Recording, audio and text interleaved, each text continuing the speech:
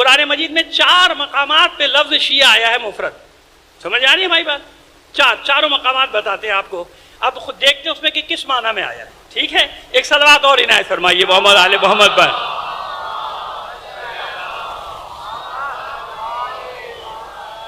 ایک بار اور صلوات بھیج دیجیے گا.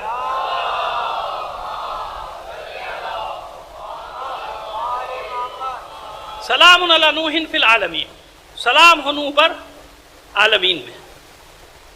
اِنَّا كَذَلِكَ نَجْزِي الْمُحْسِنِينَ، اور ہم اسی طرح نیکیاں کرنے والوں کو جزا دیتے ہیں. وَإِنَّهُ مِنْ عِبَادِنَا الْمُؤْمِنِينَ، اور یہ نوح ہمارے مومن بندوں میں سے. ثُمَّ أَغْرَقْنَا الْآخِرِينَ، اور پھر ہم نے نوح کے بعد والوں کو سب کو کیا کیا؟ غرق کر دیا. یعنی جنہوں نے نوح کی پیروی نہیں کی، وہ سیلاب طوفان نوح کی طرف اشارہ ہے کہ ہم نے ان کو سب کو غرق کر دیا، ان ساروں کو غرق کر دیا، سیلاب میں غرق کر دیا. اچھا، یہ سورہ صافات ہے، قرآن مجید کا 37واں سورہ، اور یہ آیت نمبر ہے 79، 80، 81، 82، 83، 84. 6 چھوٹی چھوٹی یعنی مختصر آیات. وَإِنَّ مِن شِيعَتِهِ لَإِبْرَاهِيمَ، جناب نوح کا ذکر ہو رہا ہے نا، انہی نوح کے شیعہ تھے ابراہیم. وَإِنَّ مِن شِيعَتِهِ لَإِبْرَاهِيمَ، انہی نوح کے شیعہ تھے ابراہیم. اب بھائی شیعہ کا ترجمہ کیجئے، جو آپ کی مرضی کر لیجئے. یعنی اپنے دوستوں سے کہہ رہے ہیں، برادران سے، ان لوگوں سے کہ آپ کا جو دل چاہے کیجئے. تو کیا ترجمہ کریں گے؟ وَإِنَّ مِن شِيعَتِهِ لَإِبْرَاهِيمَ، اور بے شک نوح کا اتباع کرنے والے تھے ابراہیم، نوح کی پیروی کرنے والے تھے ابراہیم، نوح کے پیچھے چلنے والے تھے ابراہیم، نوح کے دین پر قائم رہنے والے تھے ابراہیم. ایسے ہی ہے نا. اور بھی اس کے معنی آتے تو دوست تھے ابراہیم، محبت کرنے والے تھے ابراہیم. یہ سب شیعہ کے معنی جو مرضی چاہے آپ رکھ لیجیے، ہمیں کوئی اعتراض نہیں ہے. لیکن یہ بتائیے کہ یہاں اچھے معنی میں ہے کہ برے معنی میں؟ یہاں جناب ابراہیم کو جو شیعہ کہا جا رہا ہے تو یہ اچھے معنی میں کہا جا رہا ہے یا برے؟ اچھے معنی میں کہا جا رہا ہے نا، کہ بے شک ابراہیم کے نوح کے شیعہ تھے.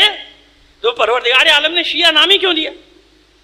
کوئی اور لفظ رکھ دیا ہوتا یہاں، کسی اور نام سے پکارا ہوتا. جناب ابراہیم انا اول المسلمین، پہلے مسلمان ہیں. جناب ابراہیم کی دعا موجود ہے، ربنا وجعل مسلمین لک ومن ذریتنا امۃ مسلمۃ لک. اس پہ ہم نے پورا اشرا پڑھا ہے کہ اے پالنے والے ہم دونوں کو مسلمان رکھنا، ہماری ذریت کو بھی، ذریت میں سے بھی ایک گروہ کو اسلام پر باقی رکھنا. ہے نا ایسا؟ یہاں بھی پڑھا ہے، وہاں بھی پڑھا ہے. اب تو یہاں کیا نام دیا اللہ نے؟ وَإِنَّ مِن شِيعَتِهِ لَإِبْرَاهِيمَ، اور نوح کے شیعہ تھے ابراہیم. میں نے کہا نا ترجمہ جو چاہے کر لیں. نوح کے شیعہ تھے، من شیعتہ لابراہیم، اور بے شک نوح کے شیعہ تھے ابراہیم. کب؟ اذ جاء ربہ بقلب سلیم، جب وہ اللہ کے اپنے رب کی بارگاہ میں قلب سلیم کے ساتھ آئے. تو یہاں شیعہ کس معنی میں؟ اچھے معنی میں نام آیا ہے یا برے معنی میں؟ قرآن نے جو شیعہ کا نام دیا جناب ابراہیم کو، یہ اچھا ہے یا برا ہے بھائی؟ اب کہیں گے نہیں بھائی اچھا ہے، جب اللہ کہہ رہا ہے تو اچھا ہے. اللہ لقب دے رہا ہے کہ یہ شیعہ ہیں، نوح کے شیعہ. آئیے ایک ہو گیا مقام، سورہ قصص 15ویں آیت. ایک ہی آیت میں 2 بار، ایک ہی آیت میں 2 بار. وَدَخَلَ الْمَدِينَةَ حِينَ غَفْلَةٍ مِّنْ أَهْلِهَا فَوَجَدَ فِيهَا رَجُلَيْنِ يَقْتَتِلَانِ هَذَا مِنْ شِيعَتِهِ وَهَذَا مِنْ عَدُوِّهِ فَاسْتَغَاثَهُ الَّذِي مِنْ شِيعَتِهِ عَلَى الَّذِي مِنْ عَدُوِّهِ فَوَقَذَهُ مُوسَىٰ فَقَضَىٰ عَلَيْهِ. اور جب داخل ہوئے موسیٰ شہر میں، اس حالت میں کہ شہر کے لوگ غفلت میں تھے. یعنی غفلت سے مراد کیا ہے کہ خواب غفلت میں ہے، حق اور باطل کی پہچان نہیں ہے، نہ نبی کی پہچان ہے، نہ رسول کی پہچان ہے، نہ موسیٰ کو پہچانتے، نہ کسی کو پہچانتے، کچھ نہیں. یہ غفلت سے تعبیر اس کی دی گئی ہے. خیر بہرحال وہ معنی ہو یا یہ معنی.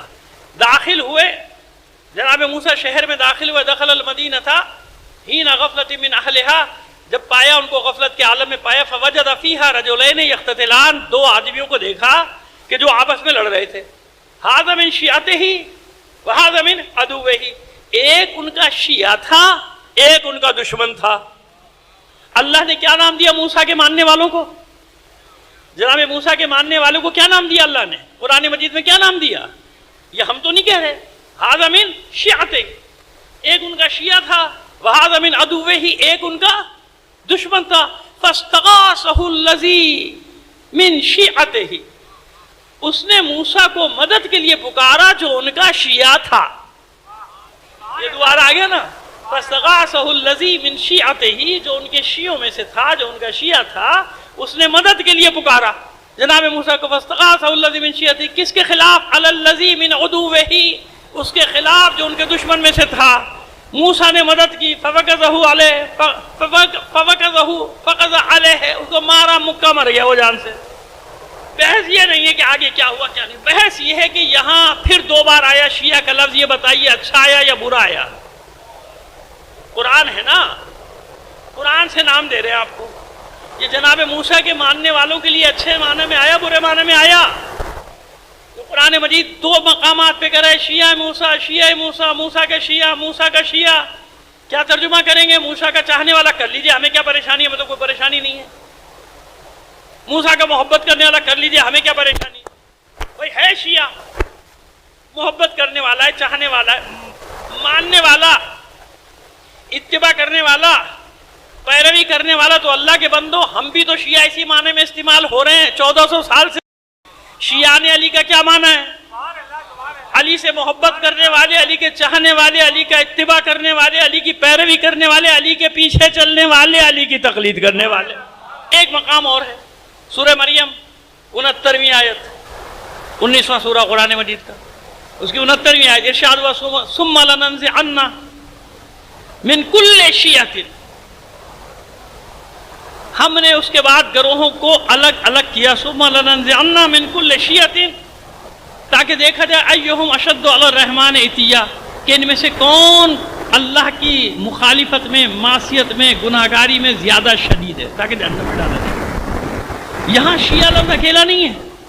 ثم لننزعن من کل شیعۃ، شیعہ بے معنی گروہ، شیعہ بے معنی جماعت، کل شیعہ یعنی ہر گروہ میں سے. یہاں شیعہ ایک کے لیے نہیں آ رہا، کسی ایک گروہ کے لیے، کسی ایک جماعت کے لیے نہیں آ رہا، کل کے ساتھ ملا کے پڑھا جا رہا ہے. کس کے ساتھ ملا کے پڑھا جا رہا ہے؟ من کل شیعہ، یعنی ہر گروہ میں سے. سمجھ میں آ گئی بات؟ یہ چوتھا مقام. 4 مقامات پہ شیعہ لفظ آیا.